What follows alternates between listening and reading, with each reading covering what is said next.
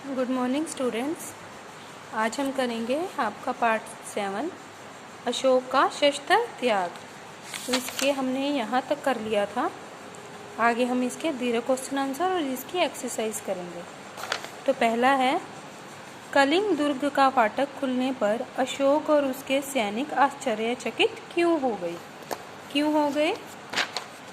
तो देखो, पहले का आंसर है, कलिंग दुर्ग का फाटक खुलने पर अशोक और उसके सैनिक आश्चर्यचकित हो गए क्योंकि सामने शस्त्र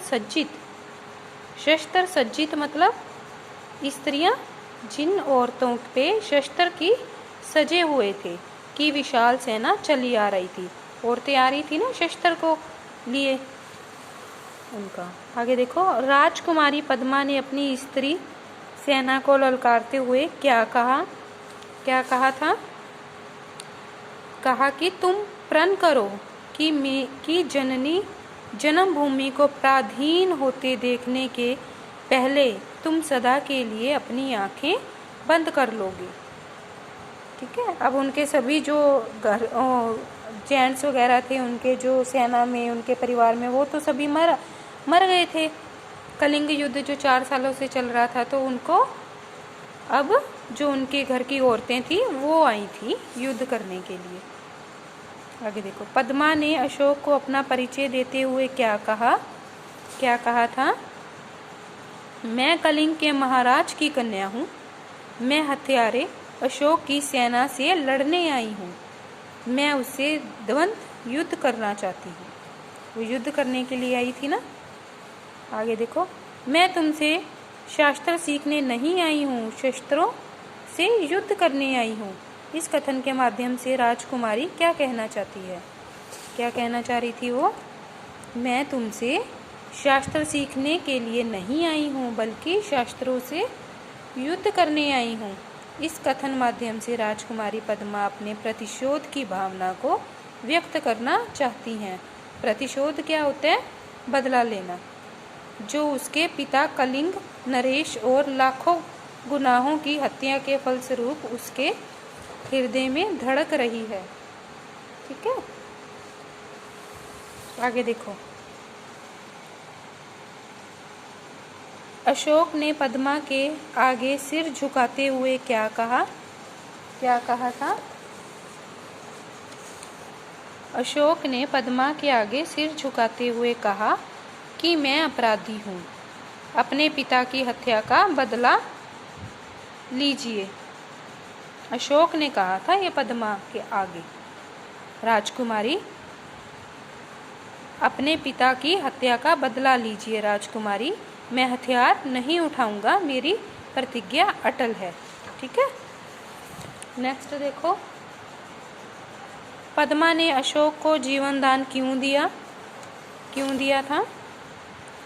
पद्मा ने अशोक को जीवन दान दिया ताकि वह अपनी प्रतिज्ञा की रक्षा के लिए जीवित रहे, तथा उसने युद्ध के आदर्श धर्म का पालन करते हुए कहा कि आप जाइए महाराज, स्त्रियां भी निहत्थों पर वार नहीं करेंगी। मतलब उनको ये था कि अगर राजकुमार अशोक ने ही अपने शस्त्र त्याग दिए हैं तो वो भी निहत्थों पर वार नहीं करती हैं। आगे देखो, लास्ट, युद्ध जीवन का सुख चैन छीन लेते हैं। क्या आप इस कथन से सहमत हैं? सोचकर लिखिए। देखो, युद्ध जीवन का सुख चैन छीन लेते हैं, हम इस कथन से सहमत हैं क्योंकि युद्ध होने के कारण इसमें कई सिपाही वीर गति को प्राप्त हो जाते हैं, जिससे उनके परिवार निराश्रय हो जाते हैं। किसी का बेटा चला जाता है, किसी का सुहाग उजड़ जाता है, तथा कितने ही बच्चे अनाथ हो जाते हैं। युद्ध की विभीषिका में लाखों घर परिवार तबाह हो जाते हैं। तो इसलिए युद्ध करना अच्छा नहीं समझा जाता। ठीक है। चलो, ये तो ये हमारे दीर्घ क्वेश्चन आंसर। ठीक है बेटा, अब हम इसकी करेंगे एक्सरसाइज। देखो, ये समास हैं, हमें समास के नाम और इनके विग्रह बताने हैं। देशभक्ति का देश की भक्ति, विग्रह आएगा। और तत्पुरुष समास है ये। राजकुमारी, राजा की कुमारी, ये भी तत्पुरुष है। यथाविधि, विधि के अनुसार। अव्ययी भाग। फूल काटा, फूल और काटा, द्वंद्व समास। युद्ध भूमि, युद्ध के लिए भूमि, तत्पुरुष समास। प्रतिफल मतलब हर पल, अव्ययी भाव। मानव दानव, मानव और दानव, दानव किसको बोलते हैं? राक्षस को, द्वंद्व समास। विजयी लालसा, विजय की लालसा, तत्पुरुष। आगे देखो, प्रत्यय और इनका मूल शब्द है जो अलग अलग करना। लुटेरा का क्या आएगा? लूट प्लस एरा। दानवता का दानव प्लस ता। देव प्लस तत्व। होनहार का होना प्लस हार। सजावट, सजाना प्लस आवट। स्वत्य, स्व प्लस तय। विलोम, न्याय का क्या आएगा? विलोम शब्द अन्याय। उपकार का अपकार, साहसी का कायर।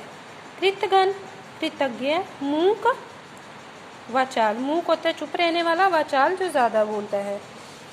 आगे देखो, ये हैं विशेषण। हमें इनके भेद बताने हैं। जो वाक्य दिए गए हैं कौन सा भेद लिया गया है? कलिंग युद्ध में लाखों सैनिक मारे गए, कौन सा है? लाखों, गिनती आ गई ना तो संख्यावाचक। वह चिड़िया पेड़ पर बैठी है, वह, तो ये सर्वनामिक होगा जिसमें संज्ञा के साथ सर्वनाम का प्रयोग हुआ है। राजकुमारी को देखकर अशोक के मन में अनेक प्रश्न उठे। पता नहीं कितने उठे, अनेक में तो कोई संख्या तो नहीं आएगी ना कि 4, 5, 10, तो अनिश्चित। इस युद्ध ने अशोक का जीवन बदल दिया। ये क्या हो गया? सर्वनाम। युद्ध में मतलब कि संज्ञा के साथ, जब संज्ञा से पहले सर्वनाम शब्द का जो प्रयोग किया जाता है, सर्वनाम। पांडव 5 भाई थे, तो ये पक्का ही पता ना 5 ही थे। गिनती का नाम आ गया ना प्रॉपर, तो निश्चित संख्यावाचक। तो आज हम यहीं तक करेंगे और हमारा ये चैप्टर कंप्लीट हो गया। Okay, thank you.